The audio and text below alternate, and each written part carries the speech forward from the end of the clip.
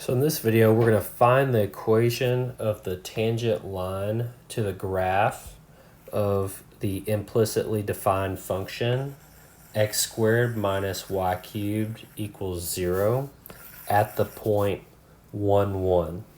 Okay? So first, I'm going to start out by taking the derivative implicitly with respect to x. So I take the derivative of x squared, take the derivative of y cubed, take the derivative of 0. Derivative of x squared with respect to x is 2x. The derivative of y cubed, think of y, treat it like a chain rule. If I do something cubed and I take that derivative, what do I get? I get 3y squared times the derivative of that something, which was y, the inside function here, okay? And then equals the derivative of 0. Well, the derivative of 0, a constant, is 0 still.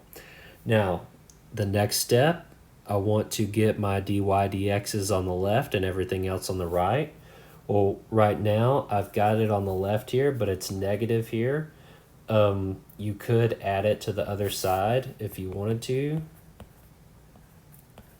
Dy dx, add that on both sides, and if you add it on both sides, what you're going to get is 3y squared dy dx equals 2x. Okay, I literally take the negative and I move it over here, it becomes positive, and then I just rotated the sides around so that I still have my dy dx on the left.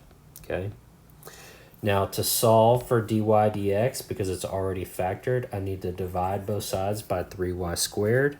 And when I divide both sides by 3y squared, I get dy dx is 2x over 3y squared.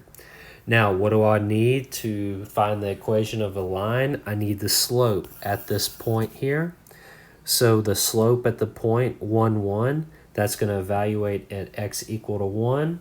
Okay, so that's little bar means to evaluate the function at x equal 1 and y equal 1, because the point is 1 comma 1. The xy value is 1, 1. So I'm going to plug in 1 for x, and I'm going to plug in 1 for y, and so that gets me 2/3. So my slope to the graph, this implicit graph at 1, 1, is 2/3. Now to draw a line, find an equation of a line, I need the point slope form because I have a point xy here, x1, y1 there, and then I have a slope from my derivative that I found implicitly here. So I'm literally going to take it and I'm going to plug it in. Y is 1, so y1, I plug in a 1, x1, I plug in a 1, and my slope is 2/3, so I'm going to put a 2/3 right here. And so unless it tells you otherwise, if it just says find the equation of the line, then you can stop right there. You found the equation of the line.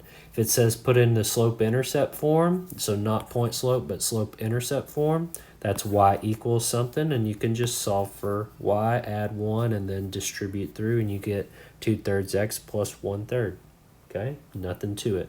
So that's the equation of the tangent line to the graph at the point right here.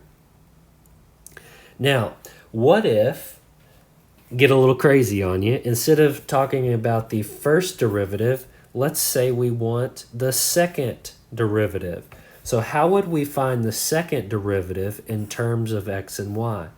Okay, so let's think about how the first derivative and the second derivative are related to each other. The second derivative is equal to the derivative of the first derivative. Okay, so if that's not a tongue twister, what is, right? Okay, so how do we do this? I take the derivative of the derivative to get the second derivative. So I need to take the derivative of 2x over y, 3y squared. In order to do this, I'm going to use the quotient rule because, why? Well, because it's actually a quotient, right? So what does the quotient rule say to do? It says low d high, the derivative of the top is just 2, minus high d low, the derivative of the denominator. Well, I have to treat y like a chain rule. So the 2 comes out front, so 2 times 3 is 6, and then y, and then subtract 1 from it, so that's where my y comes in. But then I have to take the derivative of the inside. Derivative of y with respect to x is dy dx.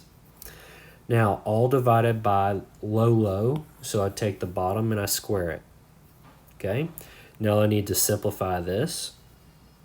Okay, so when I simplify, I have 2 times 3 is 6, y squared, and then minus, so I have 2 and 6 make 12, and then I have x and y is xy, and then I have dy dx. All divided by, now 3 squared is 9, and y squared squared, power to a power, I multiply, that's y to the 4th. So the dy dx here, I put it in red because I'm not finished. Why? I want dy dx, the second derivative, d squared y dx squared. I want that to be in terms of what? X and y. Right now it's in terms of y, and x, but it also has dy dx. So I need to get rid of that dy dx. How do I do that? I replace dy dx with the derivative. What does dy dx equal? It actually equals 2x divided by 3y squared. Okay? So now this thing is in terms of x and y. So the last step, if there's a step you can add to your list, is substitute the definition of dy dx back in for whatever was in terms of x and y. And then you'll have your second derivative with respect to x of y in terms of x and y here. So I'm going to do some algebraic manipulation here. I have 12 times 2/3, which is actually 8. And then I have x times x, which looks like x squared. And then in the denominator, I have y in the numerator and y squared in the denominator. So the bottom wins by 1, so there's only 1 y left over there. Okay? And that is your final answer right there.